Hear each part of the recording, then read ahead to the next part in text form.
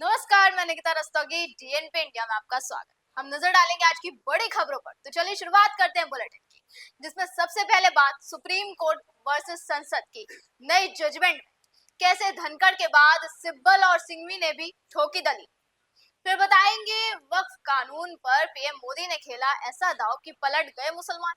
उसके बाद बात कैसे पीएम विश्वकर्मा योजना ने बदली एक शख्स की किस्मत।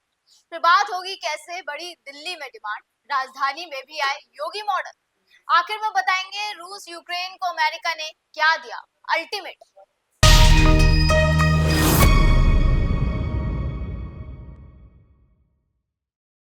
सुप्रीम कोर्ट अब सुपर संसद बन गई है। क्या आर्टिकल 142 लोकतंत्र पर न्यूक्लियर मिसाइल है?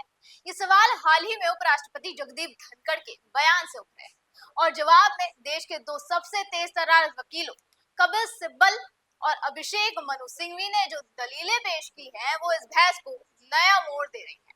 और अब ये जंग वकील वर्सेस वकील की जंग भी हो गई है।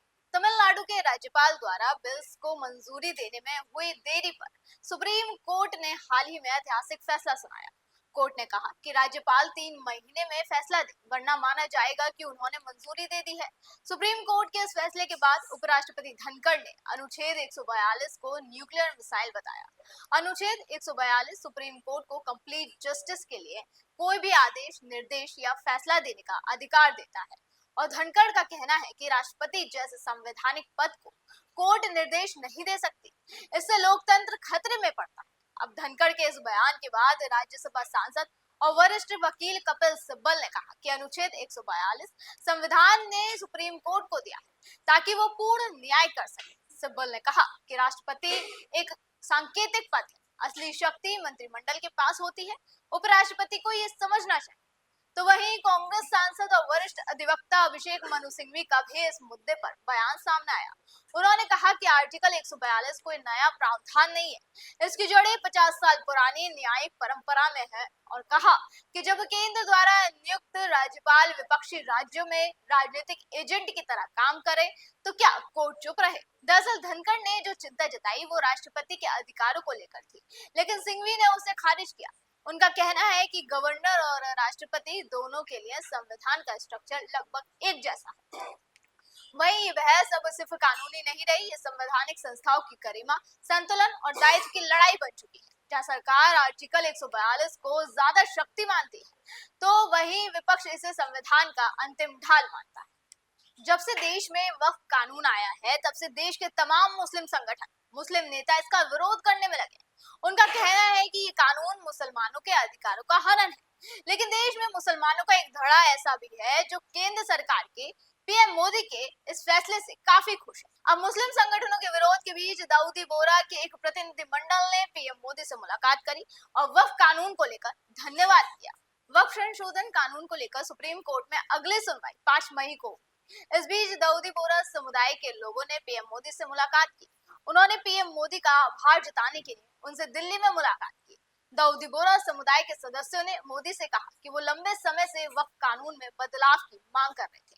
उन्होंने कहा कि उन्हें पीएम ने के सबका साथ, सबका विकास, सबका विश्वास के दृष्टिकोण पर भरोसा है।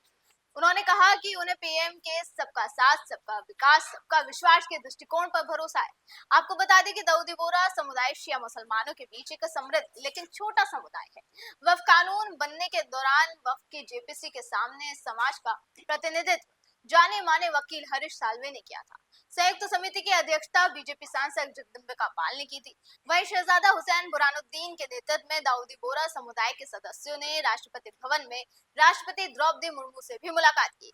मुद्दे की बात यह है कि समुदाय के लोगों का कहना है कि वो साल 1923 से ही वक्फ कानून के प्रावधानों से छूट देने की डिमांड कर रहे थे, लेकिन उनकी मांग अनसुनी कर दी जा रही थी। अब जाकर केंद्र सरकार ने इस कानून को और अधिक पारदर्शी और जवाबदेह बनाने की कोशिश की है। हमारा भारत देश इतना प्यारा है कि यहाँ हुनर की तो बिल्कुल कमी नहीं है, और ऐसे ही परंपरागत हुनरमंदों को बढ़ावा देती है प्रधानमंत्री विश्वकर्मा योजना। इस योजना का लाभ काफी लोग उठा रहे हैं। वहीं इसी योजना की वजह से मध्य प्रदेश के नीमच के विष्णु सेन की किस्मत भी चमक पड़ी। देश के हस्तशिल्पकारों और कारीगरों के उत्थान के लिए केंद्र सरकार ने साल 2023 में प्रधानमंत्री विश्वकर्मा योजना की शुरुआत की, जिसके माध्यम से हस्तशिल्पकारों और कारीगरों को ट्रेनिंग और तकनीकी सहयोग के साथ साथ आर्थिक मदद कर उन्हें आगे बढ़ने का मौका दिया जा रहा है। कुल मिलाकर इस स्कीम की शुरुआत खास तौर पर देश के गरीब कारीगरों और शिल्पकारों को विकास की मुख्य धारा के साथ जोड़ने के लिए की गई। वहीं अब इस योजना ने मध्य प्रदेश के नीमच के विष्णु सेन की किस्मत पलट दी। विष्णु सेन फिलहाल एक सैलून चला रहा है। प्रधानमंत्री विश्वकर्मा योजना के माध्यम से ही विष्णु को ट्रेनिंग के दौरान 4,000 रुपए मिले। ट्रेनिंग के बाद उसे 50,000 रुपए का लोन भी आसानी से मिल गया, जिससे उसने अपने सैलून का सामान खरीदा और अपने व्यवसाय को आगे बढ़ाया। ये बात खुद विष्णु सेन ने ही बताई। सुनिए उनकी कहानी उन्हीं के जुबान। विश्वकर्मा योजना के अंतर्गत मैंने आवेदन दिया था। उसके अंतर्गत विश्वकर्मा योजना के अंतर्गत 4 दिन की ट्रेनिंग प्रदान हुई थी। उसके अंतर्गत हमको पैसे प्रदान हुए थे 4,000 रुपये ट्रेनिंग के द्वारा। विश्वकर्मा योजना के द्वारा हमको लोन प्रदान हुआ 50,000 रुपये का, जिसके द्वारा हमने दुकान में कार्य में लगा है।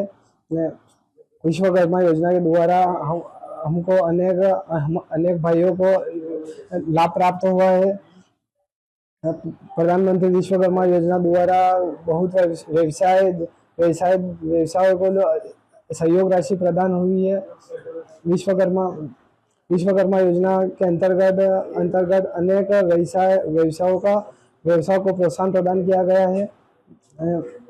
विश्वकर्मा योजना के द्वारा हमारे कार्यों का नई तकनीक प्रोत्साहन प्रदान की गई थी। योगी आदित्यनाथ का खुमार लोगों के दिल और जहन में इस कदर छाया हुआ है कि अगर लोग किसी भी मुसीबत में होते हैं तो योगी बाबा को याद करते हैं। और ये बात मैं इसलिए कह रही हूँ क्योंकि दिल्ली के सीलमपुर इलाके में एक नाबालिग की बेरहमी से हत्या कर दी गई, तो वहां के लोगों ने सीधा योगी आदित्यनाथ को पुकार लगाई, वो भी पोस्टर के जरिए। उन्होंने लिखा कि योगी मॉडल की जरूरत है सीलमपुर को। दिल्ली के सीलमपुर इलाके में एक नाबालिग की हत्या के बाद इलाके में जबरदस्त दहशत फैल गई, जिसके बाद लोगों ने अपने घरों के बाहर मकान बिकाऊ है के पोस्टर लगाए। और दहशत का आलम ये है कि लोगों ने यूपी के मुख्यमंत्री योगी आदित्यनाथ से मदद की गुहार लगाई, जिसके साथ ही घरों के बाहर योगी मॉडल की जरूरत है सीलमपुर को और योगी जी मदद करो जैसे नारे लिखे पोस्टर चिपकाए गए। इससे पहले मार्च की शुरुआत में उत्तर पूर्वी दिल्ली के ब्रह्मपुरी में भी लोगों ने घर बिकाऊ है के पोस्टर लगाए थे। दरअसल बीते दिन कुछ अराजक तत्वों ने दिल्ली के सीलमपुर इलाके में एक 17 साल के किशोर की चाकू से गोद कर हत्या कर दी। मृतक की पहचान कुणाल के रूप में हुई और वारदात को अंजाम देने के बाद आरोपी वहां से फरार हो गए। वैसे एक बात तो तय हो गई कि योगी मॉडल लोगों को खूब भा रहा है। उनकी कानून व्यवस्था न सिर्फ यूपी में बल्कि देश के कई राज्यों में पसंद की जा रही है। लेकिन इस सब में एक बात ये भी है कि योगी आदित्यनाथ उत्तर प्रदेश के सीएम है और उनके तमाम राइट्स बस वहीं तक सीमित है। हाँ, अगर भविष्य में कभी योगी प्रधानमंत्री बन जाते हैं, जैसे बहुत लोग चाहते भी हैं, तो ये जरूर संभव हो सकता है। अमेरिका के राष्ट्रपति के रूप में शपथ लेने के बाद ट्रंप के निर्णय से ये लगने लगा था कि रूस और यूक्रेन के बीच युद्ध विराम हो जाएगा। इसे लेकर ट्रंप ने दोनों देशों के राष्ट्रपति से बातचीत भी की, लेकिन अब ये लग रहा है कि अमेरिका अपनी बात से पीछे हटने वाला है। दरअसल अमेरिकी विदेश मंत्री मार्को रूबियो ने कहा कि अगर दोनों देशों के बीच युद्ध को लेकर समझौता नहीं होता तो वो पीछे हट जाएंगे।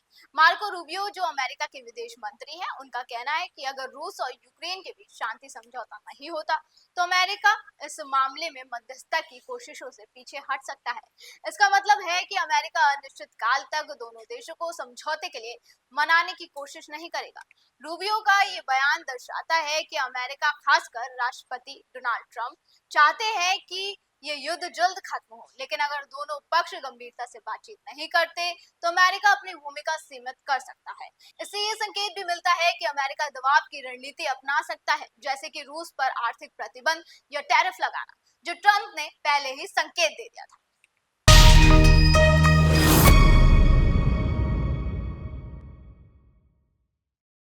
ऐसी तमाम बड़ी खबरों पर हमारी बनी रहेगी नजर। आप देखते रहें GN इंडिया, हर खबर भरोसे के साथ।